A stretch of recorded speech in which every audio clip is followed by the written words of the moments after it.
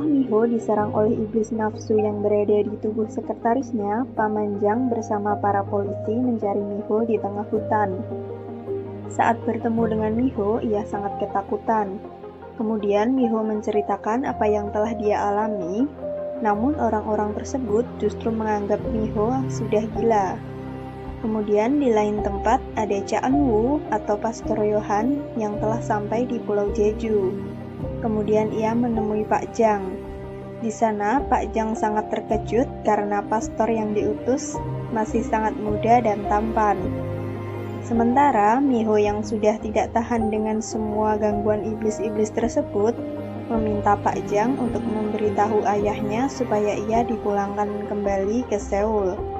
Tetapi Pak Jang menolak. Akhirnya Miho kabur dan menuju bandara untuk kembali ke Seoul. Sedangkan Pastor Yohan mengikuti jejak Miho yang diserang oleh iblis nafsu selama di Jeju. Pastor Yohan mengumpulkan sampel dari iblis nafsu tersebut. Miho yang sedang terburu-buru ingin terbang ke Seoul ternyata ditahan oleh petugas bandara yang merupakan perintah dari Pamanjang. Kemudian Miho dibawa ke kantor polisi yang berada di bandara. Tanpa disangka-sangka, di sana ia kembali diserang oleh iblis nafsu yang berada di tubuh salah satu polisi. Kemudian Miho kabur sampai di suatu bekas bangunan yang berada di tengah hutan. Iblis tersebut ternyata masih mengikuti dan mengejarnya. Dan lagi-lagi Pan datang menyelamatkan Miho. Kilas balik pertemuan Pan dan Miho di masa lalu. Dahulu, Miho adalah seorang putri yang bernama Wojong. Ia akan membebaskan Pan dan temannya yang dikurung, tetapi Pan justru menggigitnya. Saat sudah berada di luar, Miho kekurangan banyak darah akibat luka di tangannya. Kemudian ia pingsan dan Pan terpaksa membawanya kembali.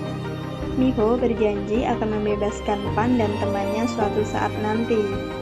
Singkat cerita, Wojong atau Miho sudah dewasa. Kemudian ia kembali menemui Pan untuk membebaskannya. Namun, ia justru terbunuh. Pada kehidupan ini, Miho tidak mengingat masa lalunya. Ia justru stres dan mengalami gangguan tidur karena terus-menerus diganggu oleh iblis nafsu. Sehingga ia meminta bantuan kepada Pan untuk menjadi pengawal pribadinya, untuk melindungi dirinya dari para iblis nafsu. Awalnya Pan merasa tidak setuju, namun melihat Miho yang kesusahan tidur, akhirnya Pan menyetujui permintaan Miho.